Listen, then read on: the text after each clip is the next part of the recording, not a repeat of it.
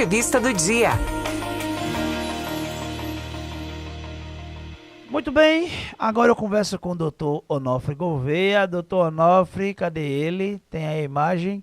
Deixa eu colocar a imagem do doutor Onofre aqui, para a gente poder conversar um pouquinho com ele. É porque está em pé, né? Mas ele me perguntou, eu disse a ele que poderia também. Aí o erro foi todo meu.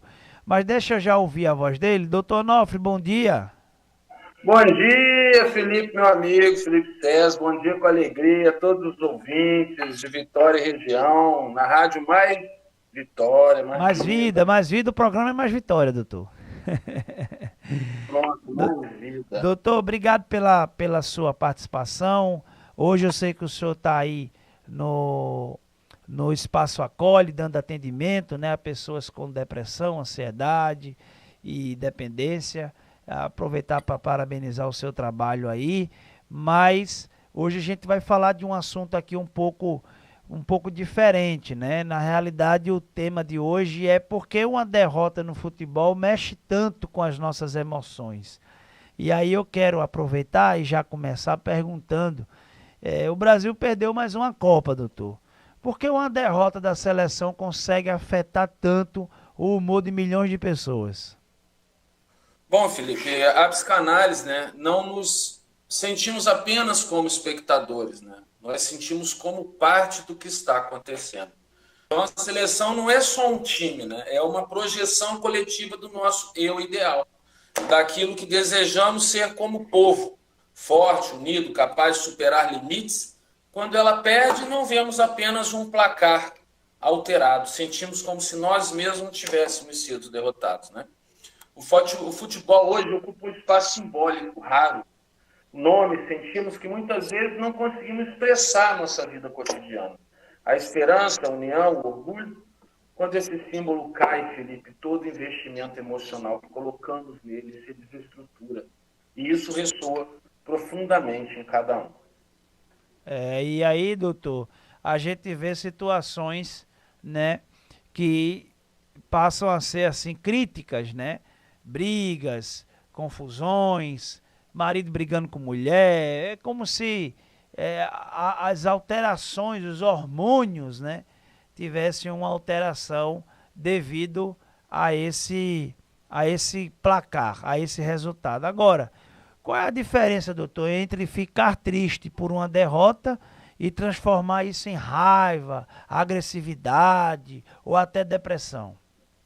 Que pergunta especial. O que acontece? A tristeza, Felipe, é um sentimento saudável. Ela reconhece a perda, permite que ela seja sentida e aos poucos elaborada.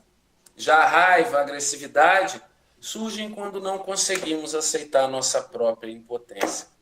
Não suportamos ver que nem tudo está sob o nosso controle. Então transferimos a culpa para o outro.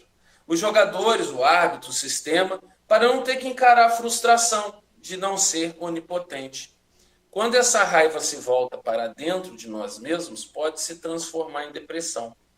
Passamos a ver a derrota do time como uma confirmação de que nós não servimos para nada, de que tudo sempre dá errado. Em todos esses casos, o jogo deixa de ser apenas um jogo e passa a carregar o peso de todas as nossas dores não resolvidas. Pois é, rapaz. Aí a gente vê, né? Que situação. As pessoas trazem um placar, trazem uma situação que envolve o nosso país, a nossa nação, para a gente, né? Para o nosso eu, para o nosso dia a dia. Tá vendo? O Brasil perdeu. Esse Brasil não presta para nada. Eu não era nem para ter nascido. Eu já vi gente dizer isso. Eu não sei nem porque eu nasci no Brasil. Eu era para ter nascido em outro país. Então, assim, é um sentimento em que a mente se apropria disso, e aí não é uma opinião do psicanalista, mas minha, o inimigo se aproveita disso também para destruir pessoas e destruir famílias. Essa é uma grande realidade. Agora, doutor, a gente vive em uma sociedade que parece não aceitar perder, né? Estamos criando uma geração que tem dificuldade com lidar com fracassos, é isso que o senhor acha? Bom, a sociedade moderna, Felipe, cultua a onipotência. Tá? Só se fala em vencer, em ser o melhor e nunca errar. Esquecemos que a falha é parte constitutiva do ser humano, né? Ninguém se desenvolve sem tropeçar. Quando negamos a derrota, deixamos de dar espaço para a elaboração da perda, né? Para a humanidade, deixa de ter humildade, resiliência. As novas gerações acabam aprendendo que só valem a pena se forem vitoriosas. E isso faz com que cada erro pareça uma sentença definitiva, em vez de uma etapa do caminho. Quem não aprende a lidar com o fracasso acaba evitando também os riscos. E com eles, Felipe, a maioria das possibilidades de crescimento. Pois é, pois é. Então, assim, quem não está preparado para perder, dificilmente vai estar preparado para ganhar, né? Porque a vitória, ela também exige da gente muita coisa, né? Então, a gente precisa ter esse preparo, né? E preparar a geração para isso. E aí, falando nisso, como eu posso ensinar, doutor, crianças e adolescentes que perder faz parte da vida sem desmotivá-los? Eu tenho, por exemplo, eu tenho um irmão que é um jogador nato, é o Pedro Efraim, é um menino que, inclusive, agora tá no time do Vitória, né? Já vai começar a treinar essa semana. Agora, minha pergunta, como é que eu vou dizer pro Pedro, né, que perder faz parte da vida sem eu desmotivá-lo? Eu vou entrar agora vou falar sobre uma situação agora que você faz muito bem, que é acolhimento e presença. É sobre isso que eu vou falar. Por quê? Não é possível, Felipe, ensinar isso com palavras. Se faz com presença e acolhimento. Primeiro, valide o sentimento. Não diga, não chore, é só um jogo, né? Diga, dói mesmo, né? É normal ficar triste. Depois, mostre que o valor não está no resultado, mas no esforço, na cooperação, no que se aprendeu. Se eles só forem elogiados quando ganham, entenderão que são amados quando vencem. Se, ao contrário, forem acolhidos também nas derrotas, aprenderão que a sua essência não depende de placares. Eles precisam ver os adultos assumirem os próprios erros e seguirem em frente. Esse é o maior exemplo, Felipe. É verdade. Perder faz parte, sofrer é necessário, né? E toda vitória, ela só vem depois de uma prova, depois de derrotas, depois de testes, e é assim que a gente vai seguindo a vida para que a gente alcance um objetivo. Agora, doutor, como a gente transformar uma frustração em aprendizado em vez de culpa e vitimismo? Boa pergunta, Felipe. Então, o primeiro passo é separar, né, o que aconteceu de quem eu sou. A culpa diz, eu sou o culpado. O vitimismo diz, todos são culpados por mim. Ambos nos prendem no passado, né? O aprendizado pergunta, o que essa situação me diz sobre mim? O que posso fazer diferente da próxima vez? Isso exige coragem.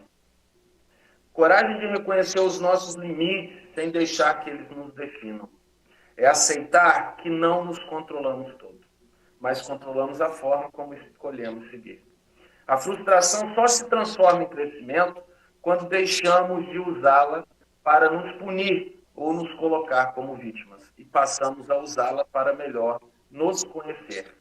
Muito bem, doutor, muito bem. Gostei da resposta. Agora, para quem está ouvindo a rádio, assistindo aqui pelo YouTube, para quem está nesse momento nos acompanhando e está enfrentando derrotas muito maiores do que um jogo, né? A gente tem pessoas no hospital, pessoas em presídios, pessoas passando por situações terríveis, como perder um emprego, um casamento, um familiar. Quais os princípios podem ajudar a recomeçar? É interessante, Felipe, a derrota não é o fim, ela é apenas o fechamento de um ciclo. E todo fim abre espaço para o novo, né? Sua dor é legítima, não se apresse em superar. Elaborar uma perda leva tempo, e isso não é sinal de fraqueza. Não se compare a ninguém, cada um tem o seu tempo e a sua forma de atravessar os próprios desertos, né? Busque fora de si o que está pesado demais para carregar sozinho. Fale com quem ama, com profissionais, compartilhe. Ninguém precisa ser forte o tempo todo. E lembre-se, você é maior do que qualquer situação que você vive. Mesmo que tudo pareça perdido, você continua aqui. E isso já é um ponto de partida. Muito obrigado, doutor Onofre. Sua presença aqui é muito importante para a gente ter essa conversa. Espero aí que muitas pessoas que estão nos ouvindo acolham essa palavra com amor. E é isso, né? Se uma derrota no futebol já mexe tanto conosco, imagine as derrotas da vida. A diferença entre quem vence e quem desiste nem sempre é o talento. Muitas vezes é a forma como cada um enfrenta o fracasso. A Copa acabou, a Copa acaba aqui para o Brasil, mas a vida continua. Nem toda derrota significa o fim da história. Às vezes, ela apenas nos prepara para uma nova oportunidade. Quem aprende com os fracassos costuma chegar mais longe do que quem nunca saiu. Não é verdade, doutor? Obrigado pela tua presença, viu? É verdade, sim. Eu que agradeço, Felipe, mais uma vez pela oportunidade, por abrir esse espaço. Agradecer, eu queria mandar uns abraços, À posso? vontade, doutor. Fica à vontade. Queria mandar um abraço para os meus pacientes, num contexto geral, né? Aqueles que estão longe, lá em Resende. Queria mandar um abraço para o psicólogo Isaías, daqui de Vitória de Santo Coisa Antão. boa. Mandar um beijo especial para minha mãe, para minha esposa e que desejar que Deus dê sabedoria e acolhimento a todos aqueles que a vida continua e que a gente consiga estar da melhor maneira possível, porque nunca pode faltar fé. Deus e fé. Um abraço a todos, abraço, Felipe. Valeu, doutor. Falamos agora com o nosso querido doutor Onofre Gouveia, ele que é psicólogo do Espaço Acolhe Vitória, que também atende, né?